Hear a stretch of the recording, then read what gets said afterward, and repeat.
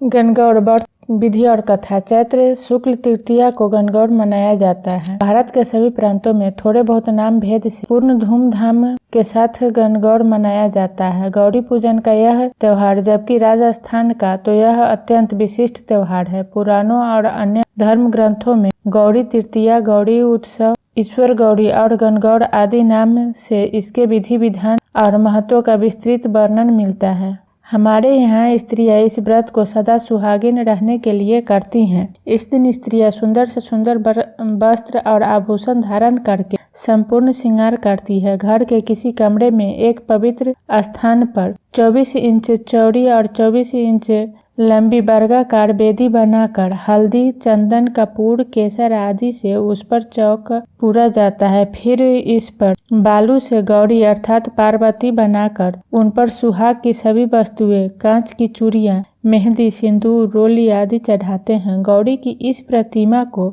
फल, फूल, नैवेद्य आदि अर्पण पूर्ण भक्ति भाव से की जाती है। पार्वती जी अर्थात गौरी की पूजा, गौरी पर चढ़ाया हुआ सिंदूर महिलाएं अपनी मांग में भरती है। पूजन दोपहर को होता है और इसके बाद कभी भी भोजन किया जा सकता है, परंतु पूरे दिन में एक ही बार भोजन करने का नियम है। गणगौर पर विशेष रूप से मैदा से बनने वाली मिठाई चढ़ाई जाती है। लड़की की शादी के बाद लड़की अपने मायके में गणगौर मनाती है और उन मिठाइयों तथा सास के कपड़ों का बैना निकाल कर ससुराल में भेजती है। यह प्रथम वर्ष में ही होता है। बाद में प्रति वर्ष गणगौर लड़की अपने ससुराल में ही मनाती है। ससुराल में भी बहू गणगौर का उद्यापन करती है और अपनी सास को बैना, कपड़े तथा सुहाग का सारा सामान देती है। इसके साथ ही 16 सुहागिन ब्राह्मणियों को भोजन कराकर प्रत्येक को संपूर्ण श्रृंगार की वस्तुएं और यथाशक्ति दक्षिणा दी जाती है।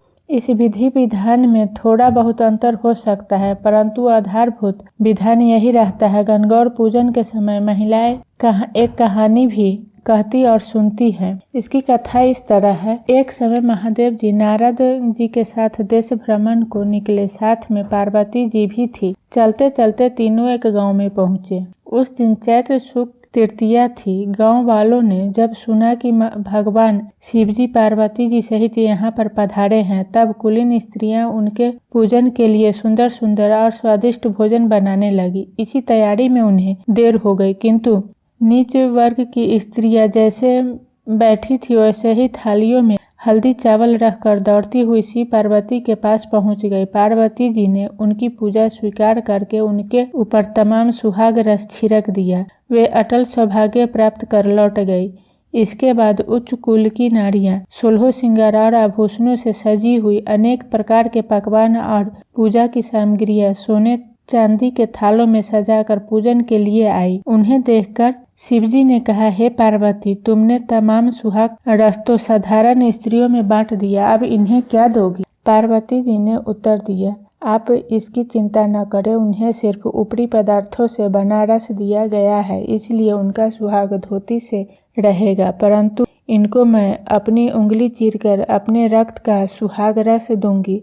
जिसकी मांग में यह सुहाग रस पड़ेगा वह मेरे समान ही तन मन से सौभाग्यवती होगी। जब स्त्रियां पूजन कर चुकी तब पार्वती जी ने अपनी उंगली चीरकर उन पर छिड़की। जिस पर जैसे छींटे पड़े उसने वैसा ही सुहाग पाया। इसके बाद पार्वती जी ने शिवजी की आज्ञा से नदी तट पर जाकर स्नान किया। फिर बालू के महादेव बनाकर वह उनका पूजन करने लगी। पूजन के बाद बालू के पकवान बनाकर शिवजी को भोग लगाया। इसके बाद प्रदक्षिणा की और नदी के किनारे की मिट्टी का टीका माथे पर लगाकर 2 कण बालू का प्रसाद पाया और शिवजी के पास लौट आई।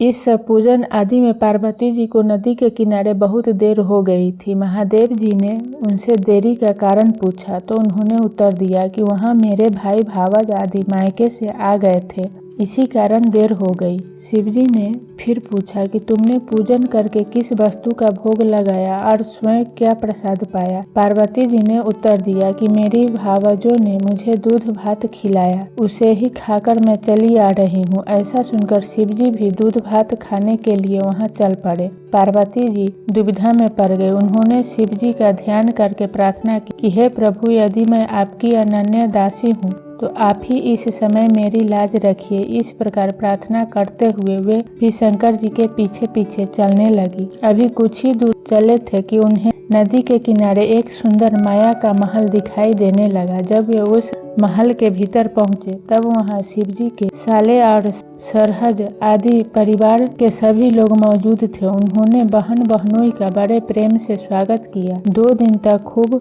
मेहमानदारी होती रही। तीसरे दिन सवेरे पार्वती जी ने शिवजी से चलने के लिए कहा, किंतु वे तैयार न हुए। पार्वती जी रूठकर चल दी। तब तो शिवजी को उनका साथ देना ही पड़ा। नारद जी भी साथ ही थे।